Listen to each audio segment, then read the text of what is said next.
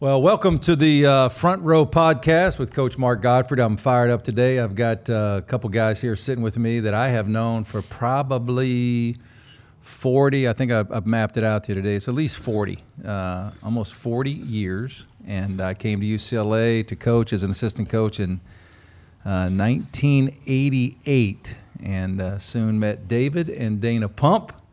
And you guys have just kind of carved an amazing way for yourself, and we're just going to kind of talk about it today. So welcome both of you. Thank you so much.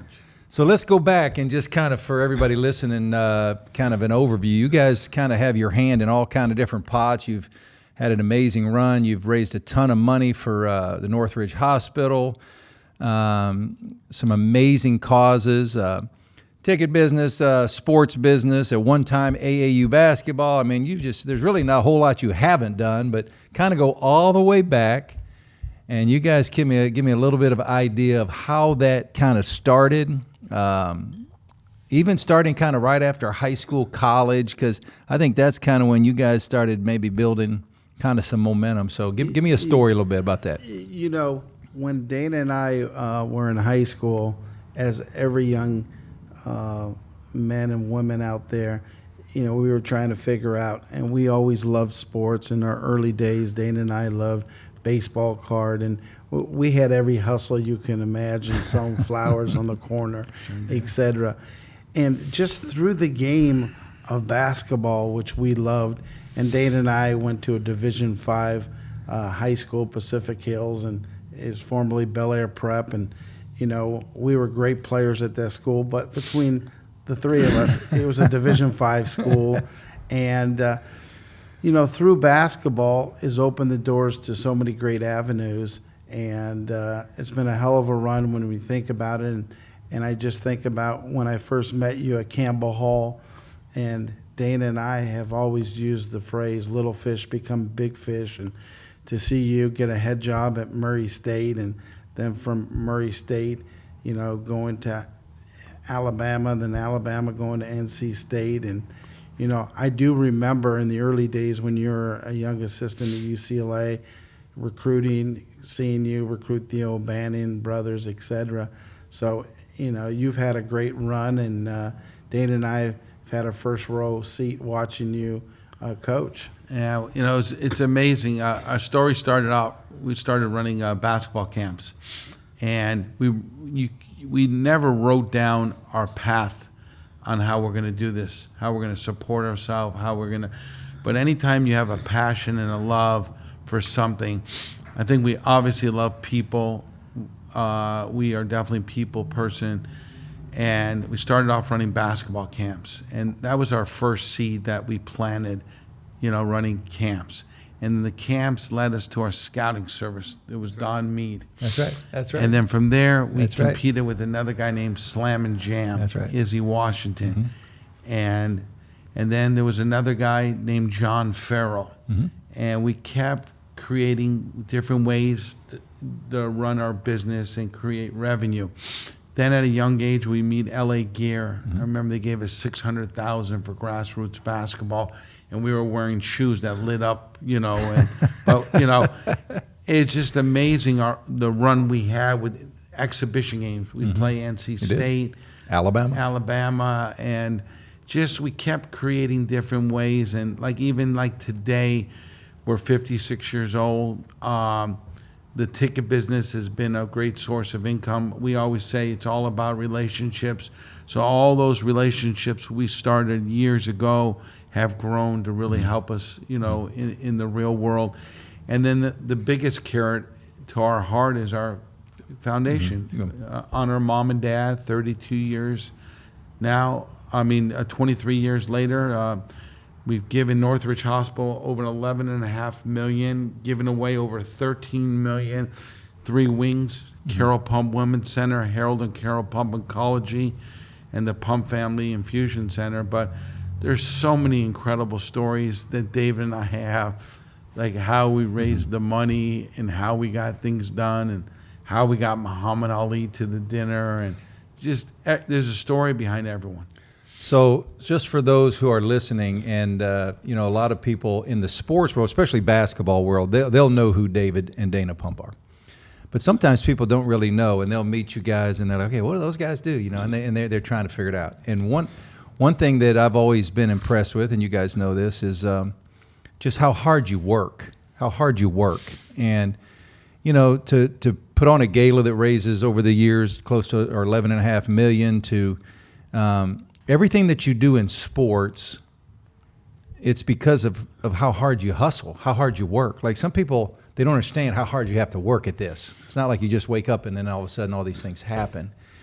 And so I'm proud of you guys for that. I'm proud of, as David mentioned, even when I first met you guys, I couldn't even tell you exactly where I met you, but I do remember the camp at Campbell Hall High School, probably 1988, maybe the summer. I'm a graduate assistant coach at UCLA. Hey, you want to work this camp? Sure, I make $100 or whatever you guys paid me. Probably didn't pay me anything, maybe 100, but maybe some shoes. But anyway, you go out there and you guys have hustled your way into. You've got great college players who are working the camp. You've got the best high school basketball players in all of Southern California.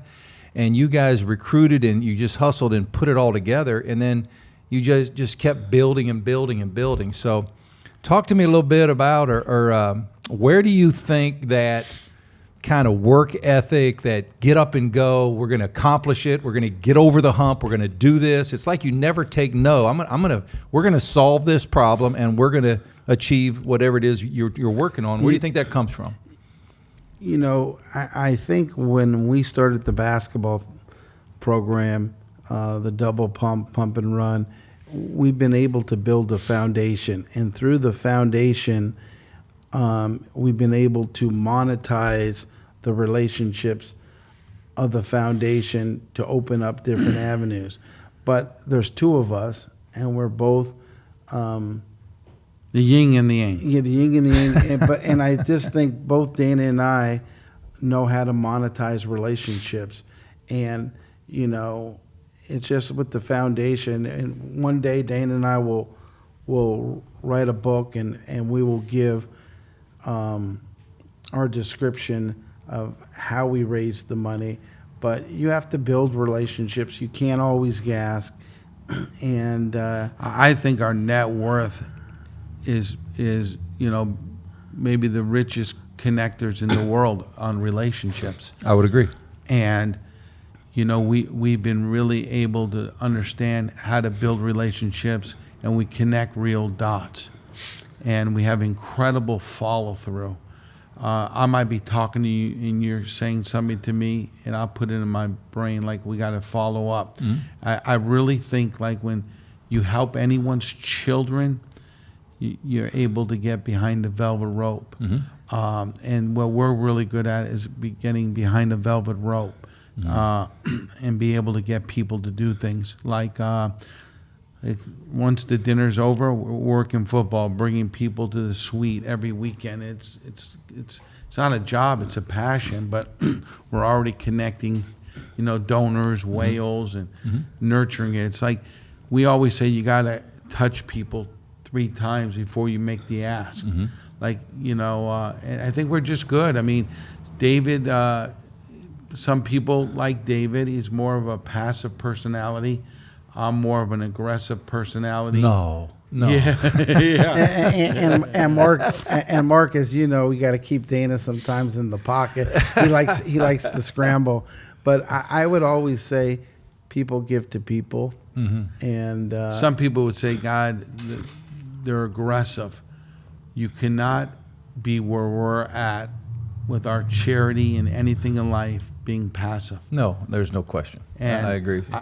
I use the thing what Dion says, don't take our aggressiveness, our cockiness, our arrogance for our confidence, but we're very confident in what we know. Well, you guys have you've built relationships that it's even hard for someone who's listening to even kind of grasp what we're talking about, because if you went through your Rolodex and the lineup of celebrities and athletes, coaches, movie stars, it doesn't matter who it is, you guys are connected to those guys.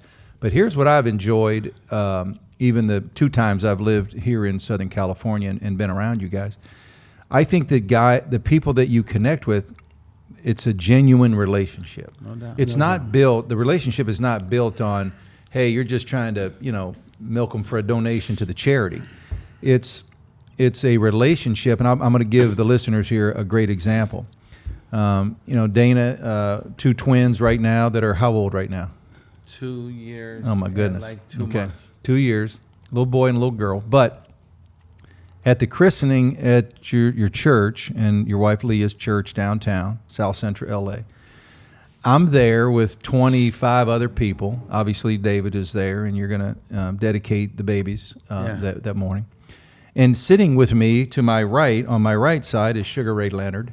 And on my left side, I can't remember, but it was a lineup of people. So it's not just, there's a relationship. It's a real relationship. It's not a relationship built on anything else. But I think my wife plays a big part of it. She does. Because, women, one of our secret sauce, you can agree on this, David, you got to be good with all the wives, because the wives move the needle for the husband. And Sugar Ray, it's all about burn.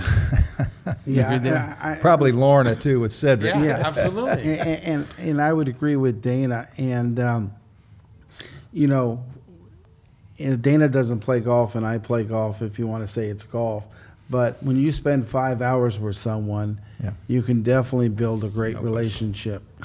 And at least twice a week, I'm out playing golf with people and, building relationships and so forth. A great example, a donor of ours, I walk with them 2-3 times a week at the Rose Bowl at 7 a.m. And David always says to me, why do you get up so early? I got to leave at 6. Because for that hour, there's no phones, and we're connecting, and we're nurturing that relationship. Yep. So you guys mentioned early on, and you kind of started at a super, super young age, and you built some basketball camps. Then you built a college basketball scouting service. Then at some point, you dive into the whole travel team. Everybody calls it AAU, but really just travel basketball, where you're getting the best players. Then at some point, you figure out how to, the NCAA has now changed the legislation where you can't do it anymore, but you would gather a group of ex-college players, some ex-pro players that were out of college. Then you'd go play the universities in exhibition games, Search firm. Yep, and you did a search firm and helped Tennessee hire a coach one time. I'm coaching at Alabama as the head coach, and you guys bring an exhibition team in. Scotty Brooks was the coach, and you had a bunch of really good players. But along the way, especially when you were really young, along the way, who would you say, if you guys went back and say, boy, this person really helped me. They helped us. They kind of gave us a little wind behind our backs. So we always say we have some great champions for the Pump Brothers. Like if you were in a room with some people, Mark Goffrey's going to champion for the Pump Brothers, no doubt. Whether you're mad at me or not mad at me, you're going to champion. I never get mad at you. I never get mad. 'Cause I love you. Okay, so I think like early on, like Ben Hallen was a big champion of ours. I would think Ben, but Sonny Vaccaro really gave us our first. He was our first. Legitimized us, champion. Yes. And when he was running Nike in the early days, and Jim Valvano and all the gave us access. He gave us access and so forth. But as Dana said, in the early days, we did have some champions. You always have to have champions for all the young kids out there. When you graduate college, and when you're in college, you need to do internships, because if those people like you at what you're doing, they're going to champion for you for the real world out there. So I always tell kids when they're in college to try to get internships on what they want to do, because those people might hire them or they'll be a great champion. So the word champion, as Dana brought up, is so important in the real world.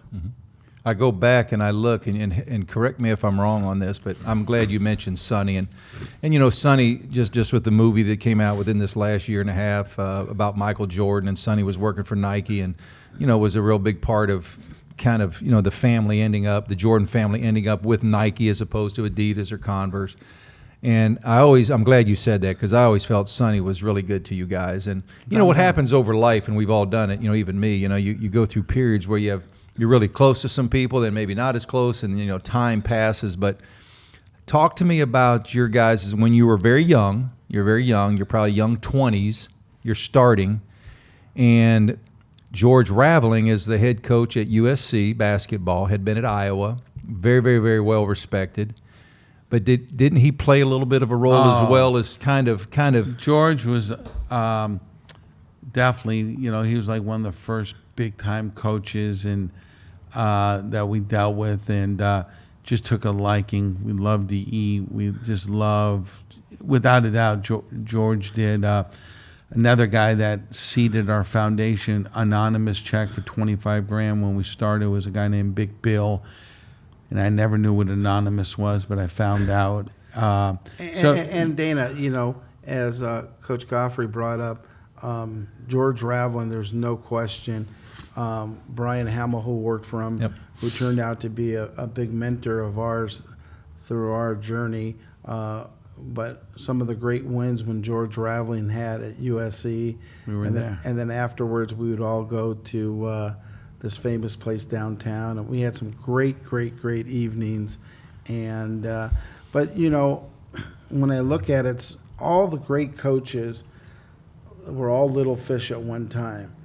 Little fish become big fish, and when I close my eyes and just think of, you know, the real Pac-10 back in the day, and Mike Montgomery, Lou Campanella, you know, George Raveling, Jim Herrick, you know, Ben Howland, Lute Olson, you know. We really definitely put our imprint in college basketball. And Pat Kennedy once said to me, I was with Fox, and says, you guys want to hear something incredible? There's not a coach here at the Final Four that doesn't know David and Dana. Mm-hmm. And it's, you know. Pat Kennedy was the great coach at Florida State in the early days at the ACC, who actually did a fantastic job. And then from there, he went to DePaul. And Dana and I are very involved with Adidas. So DePaul is an Adidas school. So at the United Center, they're playing at Duke, and Duke's ranked #1. And I'm in the locker room. His Pat Kennedy's nephew, Brian Kennedy's my good friend. And I say to Pat, hey, Pat, if we win, we'll all go out tonight. He looked at me, win or lose, we're going out. It's amazing. That was sold out, and they won. But just, you know, I remember like Porter Moser, yourself. I mean, I look at college basketball, and almost all the coaches today, like whether Mark Few or guys that started with us, so all those relationships are priceless. Like when I started off talking to you about, you know, I think there's no one that has the ability like David and Dana, but those are 30 years established. I remember when guys would get their first job, we'd send a bottle of wine. With the first win, we'd get a ball painted. We would send bobbleheads to every school so our face was on the desk. We'd send ties with double pump behind it, color of the school. So we just always kept creating different ways. And Dana, I would say, you know, for people out there, everyone's not going to like you. Some people would look at the pumps and say, well, they're a little bit aggressive and so forth. But back in the day, you know, we had to continue to build relationships. And you can't worry as you get older. You can't worry about what people say. No. You just gotta, you just have to go about your business, and you know, build a foundation, have great champions for you. And I know, Coach, in the years your father's Joe Goffrey was a huge.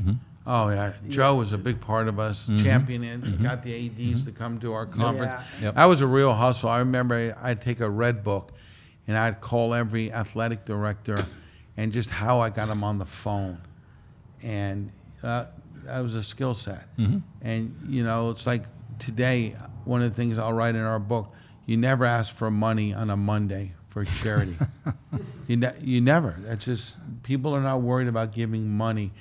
And the way I work relationships, how I make the ask is great. And, we have a great system. It's 23 years. I did a little under 2.2 million this year. It is incredible. And we had so many wins. I go to the NBA, Major League All-Star game. I go to some event. I said, well, who's the title sponsor? I go up and boom, boom, boom, talk to the guy. Calls me on that Tuesday. He says, I want to be your title sponsor. I said, it's 100,000. He goes, I'm aware of that, sir. Great. Isn't that great? That's phenomenal. People give to people. But also, like David was saying, as you have success, which you guys have had, there are going to be people that are either jealous or, we call them nowadays, that word is the haters, they're out there. And everybody's got them. When you climb the ladder like you guys have done and you've hustled and made a great mark, there's always going to be some people that want to chip away at that, and you don't really worry about that. Mark, there was a ticket scandal with University of Kansas that slandered the Pump Brothers. David, that was our most depressing time of our lives. And even though we had really nothing to do with it. Nothing, but I say that because there was a lot of people rooting for us to be part of that and fail. But once again, we're so resilient in who we are, and we came back and started our Final Four party to help us with our brand, keep us relevant, and keep our name out there. So let me ask you guys this question, because this is being interesting. So let's go back. You're young, you're out of college, you're hustling, you got camps going. At that time, if I have this right, Sonny Vaccaro was with Nike, and he, you guys are kind of working with Sonny, and he's got you hustling all over town and building relationships with these young kids that, hopefully one day would have brand loyalty to Nike. And at some point, here comes LA Gear. Okay, so if you go back, LA Gear, I don't even know if LA Gear is still a shoe. I guess maybe it is. But at that time, LA Gear, I think, had signed Michael Jackson, and he was kind of guy. But they were wanting to go into sports. They were wanting to venture into the sports world, if I have that right.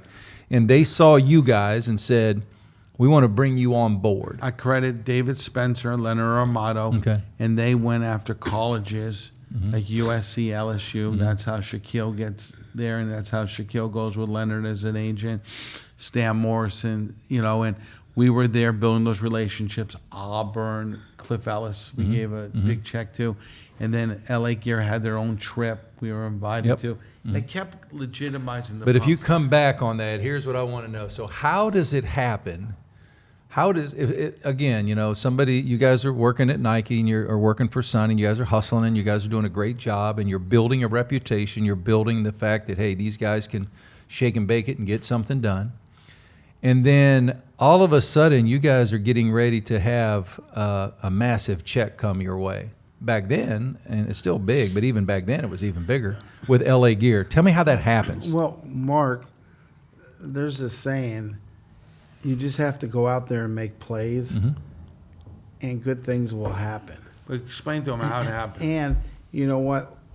With all the things we would do, let's say we weren't making money, the perception out there that the Pump Brothers in the West Coast had a great platform, and LA Gear saw that. They wanted to legitimize their brand, and they saw the pumps that can legitimize their brand. There was no social media then. So having the young, Harold Miner, Tracy Murray, Derek Martin wearing those shoes legitimized LA Gear, so the kid in Calabasas would go buy the product. Right. It's very simple. Legitimize the brand. And you get a check from LA Gear, the first check. $45,000. What do you guys? Were you excited? We brought, Were you fired up? Ramon was in the car with us. Were you fired up? Yeah, and my mom would say, When hair grows on my palm. when hair grows on my palm, are you going to bring a check like that home? And you know what, Mark, when you look back, it was a great learning lesson. It was great, We would go to the Final Four, and Dana and I'd have all these big parties, and like Dana says, it legitimized the Pump Brothers, and it gave us credibility because then we would get LA Gear to all these high schools and so forth, and to get kids on our AAU team, we would build relationships, whether it was LA Gear or Adidas. We were ahead of the game. Like, Simi Valley had all these players at one time, Brandon Fulov, and Butch, Bob Hawking, we'd give product. Don McLean. Don McLean. That's before us, but we'd give shoes and they'd be loyal to play on our pump and run team. At one time we had a lot of influence in college basketball. We had a lot of power. We've obviously don't have that anymore, but it was a great run. We had players, we had a search firm, we were giving products to colleges, we were influencing Adidas, the science schools. We just had a lot of influence at that time, and it's great. I wouldn't change the way we've lived our life and how we've made a living. And, I would say we're in the third period of the game right now of life, and just we're having fun. Like, the charity is so much fun, and to see it. I mean, you saw one of the great stories during COVID, how I'd sit on your couch and I would raise $1 million. So let me explain that so people can understand. So you guys have done an amazing job. Usually that first or second weekend in August, and right here in Los Angeles in Beverly Hills, and you've put together a gala that has raised a tremendous amount of money, like we talked about for the Northridge Hospital. I think over $11.5 million now. And but the gala is usually at one time you had golf and you had everything, but now it's basically a Thursday night party and a Friday night event. But I'm gonna tell you guys this quick story, and then I want you to talk to me about it. So I'm living in Alabama. I'm working at ESPN. This is in between. I'm coaching at Alabama and NC State.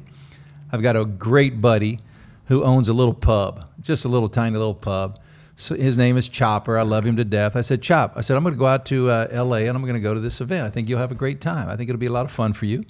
He said, come with me. So I bought him his ticket, and we came and come to L.A. And this was the year that your Lifetime Achievement Awards, and every year they've been just spectacular. The people that you've had are amazing. But this particular year, one of the honorees was Denzel Washington.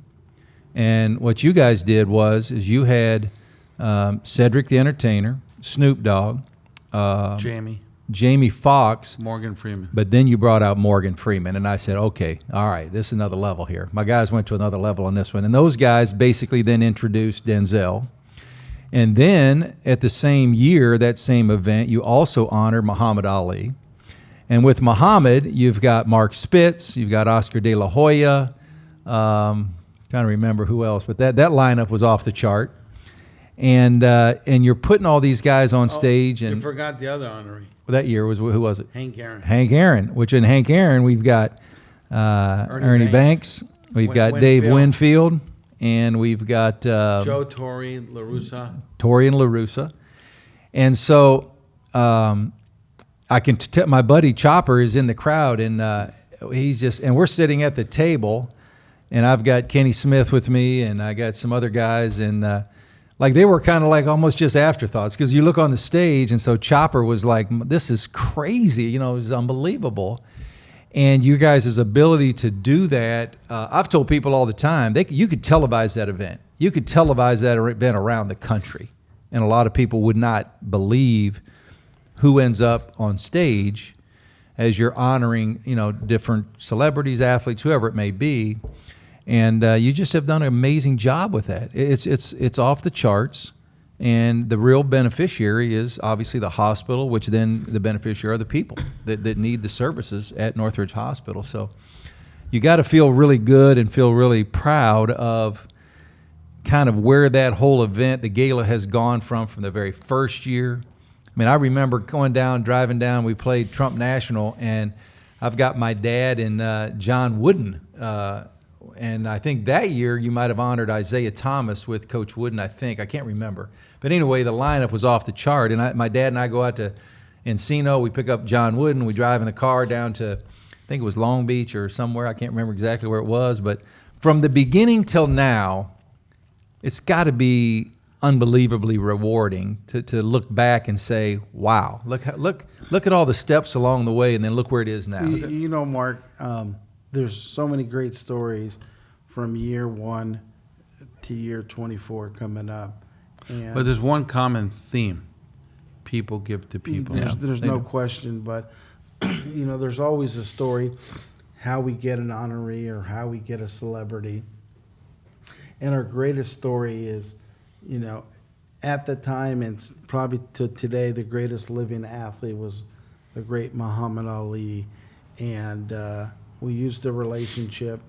Curtis Conway, great USC football player, played for the Chicago Bears, married Muhammad Ali's daughter.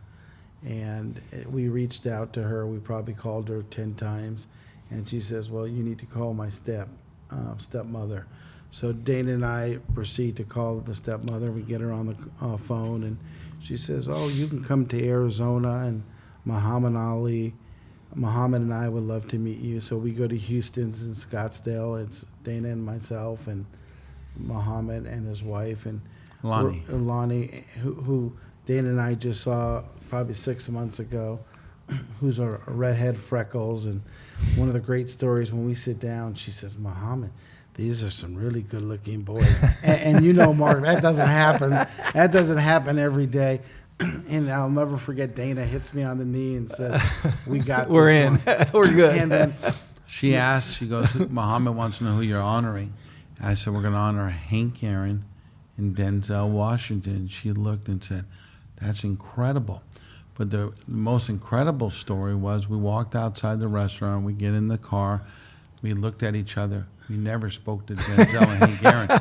But the moral of the story, we got it done. No question. So Which many was of amazing. those, so many of those stories. and Mark, when you think about it, we've lived a fantasy. Oh, From Sandy Koufax, you know, Shaquille O'Neal, Jamie Foxx, Denzel Washington, the great John Wooden, Coach K, Roy Williams. In the early days, we had a lot of college coaches there, and we have one picture. Smokey Robinson. Yeah, Smokey Robinson. We have a picture at our office in the early days, and we probably had 20 Hall of Fame coaches at our gala. And, we've lived a fantasy. Two boys, one ball, one dream. Yeah, and I would say this Hank Aaron and Sandy Koufax, to me, were the two that. Well, Joe Namath wasn't bad. Oh no, Joe. How about Namath. the guy? Good afternoon. Well, Vince Scully. Hope you're having a great day, Vince Scully. I used to say when Vin Scully talked, I thought God was talking to me. I mean, his voice was like It's from the funny. heavens. It's from the heavens. You know, of all the guys, that was special. But you know what? I think year 24 this year will be special.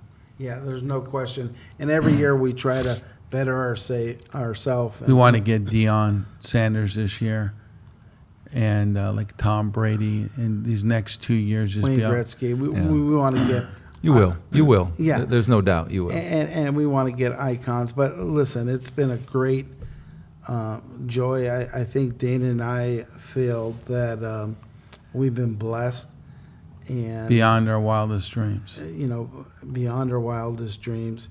And, we still enjoy going to the Final Four and seeing all the young college coaches. And it's fun. And to seeing some of our people we grew up with are the big coaches today. And, that's going to change in the next 6-7 years. You're going to have, a bunch of new coaches. But in the last 5 years, to see a Jay Wright, Coach K, Roy Williams, Coach Godfrey, all the coaches that we grew up with, Ben Hallen, Jamie Dixon. are turning the page. Well, if I go and to think about it from my perspective, I think we, like guys in my era, even guys who are a little older and just a little younger, but our group, my era of guys, you mentioned a lot of them, we kind of grew up together.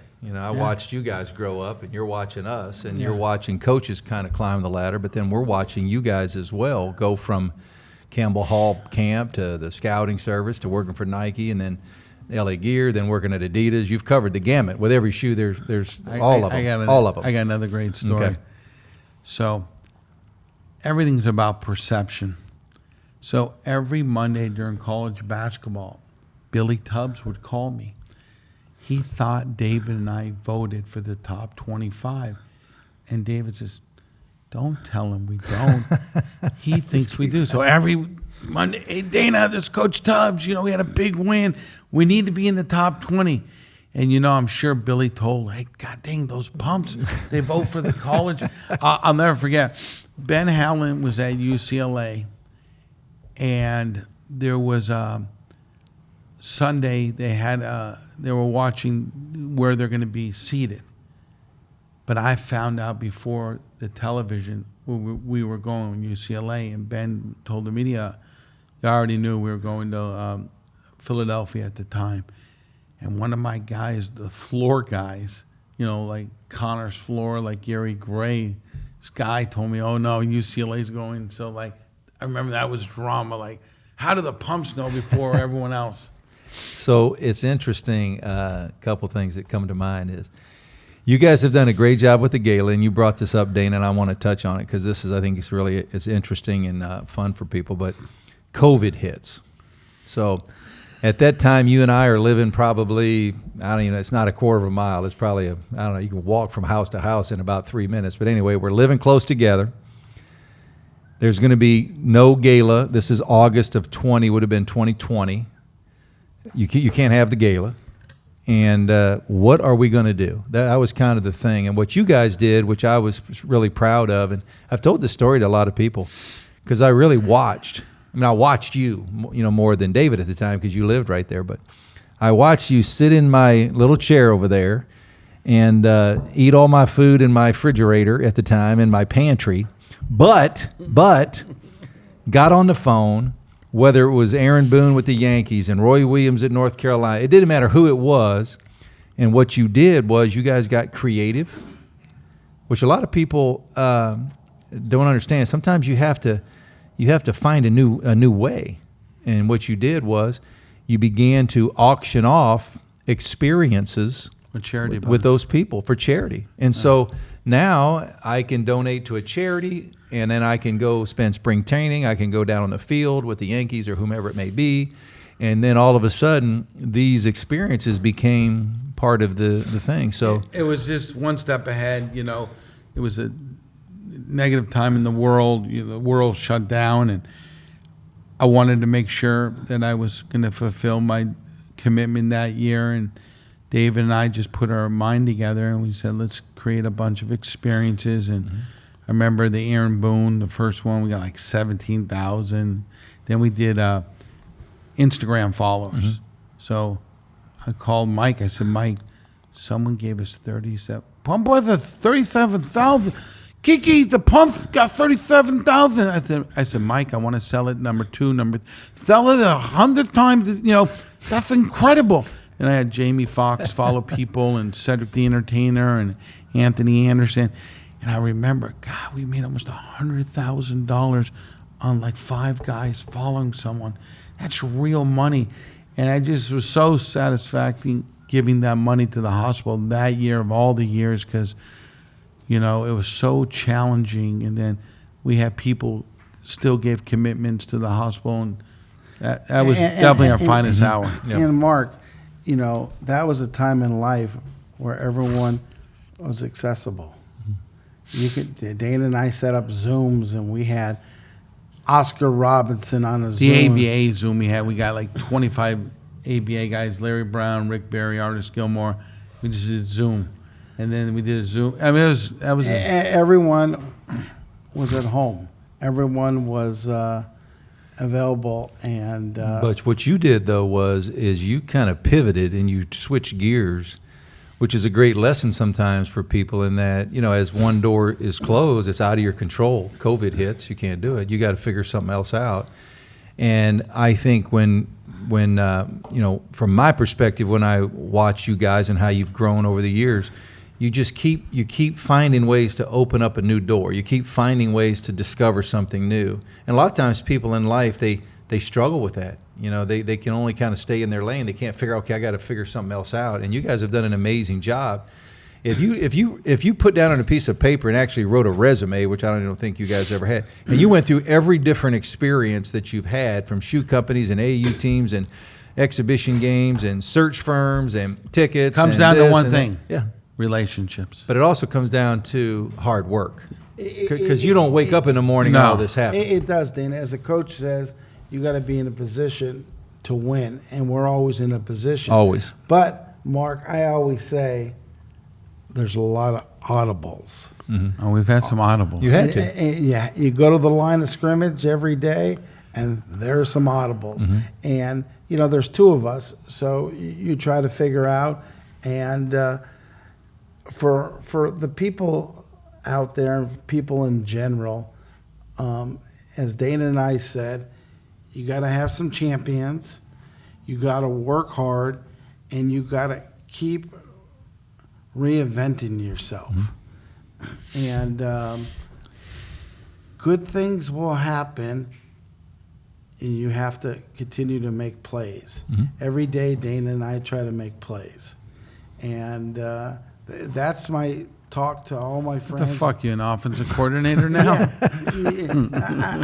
I mean, Mark, you have to just make plays. Well, it's making plays, and I'm really I've always been proud of you guys because you guys have you understand what it means to work. And we got young people in this generation coming out, and I like picking on them a little bit here and there, but I'm not sure that they're as tough sometimes as you got to have some toughness. You guys have had some. You guys have had people criticize you. You've had bumps in the road. You've had different things happen where it could have deterred, or you kind of fold the tent up for a while. You guys have never done that. You've never done that. You just keep swinging every day. You walk up to the plate and you said, I'm going for it. And because of that, and you guys are in it, so you may not even see it as much, but when you're on the outside looking at you two guys, it's a nonstop hustle, work ethic, go hard, figure it out, solve the problem. You got to solve a problem every day. We all do. Yeah. You guys have been able to solve it. And even in the COVID year with the gala, I was unbelievably impressed at how you solved the problem, because there was a problem. We can't have our gala, and we're not going to raise any money, and we want to give money to the hospital, and there are people there that need it, and we got to figure it out. And you did figure it out. Yeah, matter of fact, you figured it out in a big way. It wasn't a little way. It was a big way, because it ended up being a phenomenal year. We have another problem. 5 years from now, Dane Pump and Run is back. David and I back at it. So let me ask you this question here, because we're going to wrap up here. So let me ask you this one. And David, you guys may have a different perspective or different, but I ask this question a lot, and I love asking this question because I love the answers I'm getting every time I do a show. But I always ask, and you have you have twins right now, two little ones that are adorable and they're amazing. But if I could say to you, Dana, I want you to answer the question too, Dave. But if I could, I'm going to go Dana first. If you had the ability to breathe into them, to gift them characteristics that you want them to have as they grow up and become adults one day, but you said, I can put this in you, whatever those characteristics are, because parenting is difficult, by the way. You're learning it now, but wait till they get to be a little older. And it never ends. Mine are 27 to 32. It still never ends. I mean, it's part of being a parent. You love your children so much. But if you could gift characteristics and just breathe it right into them, what would they be? I think with Leah, believing in God would be number one. Just being a good person, saying thank you, dream big. I think believing in the Lord is number one, and everything will work out itself. I just think you're just a good person. Good things happen to good people. David? Gift. You're gifting a child. You're gifting them characteristics. What is it? To what Dana said, I agree a lot. And then I would also say building relationships for kids today and so forth. To be a good person. I think that's a dying for people just to be good. Helping others. Helping others is very satisfying in the world.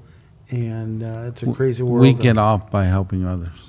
No question. It's interesting because I think your answers are great. And one thing that I have enjoyed with you guys since all the way back to 1988, whenever that was I first met you, is as we go through life, you realize there are some people that you have great friendships with, and that's fine. But if something tragic happens, you kind of, all of us in the world, we kind of know who's actually going to be there when we hit the bottom, and that's what life is all about. I have at times, you guys have at times. You go through these struggles, and then you say to yourself, okay, who's really, who's gonna be there? Because a lot of people aren't. But like I have felt, you two guys would always be there, no matter what. No matter what. Vice versa. And vice versa. If I said, Dana, I need you, David, I need you to boom, I think you'd come. No doubt. And that's where your relationships, I mean, you guys have a million. We all have a million. You guys, but you still got to know who's in that group, because not everybody's going to be there. Yeah. Would you agree? No question. I always say a lot of friends could be there, be your friend because they know you can help them and do things. But Big Bill, Brian Hamill. yeah. Fox. We're very fortunate. We have a good group of friends, and that if anything ever happened to me, are going to be there. And of course, frickin' frack, I got Dana, and Dana has me. So that's built in right there. Yeah. Well, man, I've enjoyed it. Loved visiting with you guys. I love you guys. You guys I know love you that. too, Mark. And I appreciate everything you've done for people. You've done a lot for people. And I say thank you for that. So great having you. Thank you. Thank you. All right.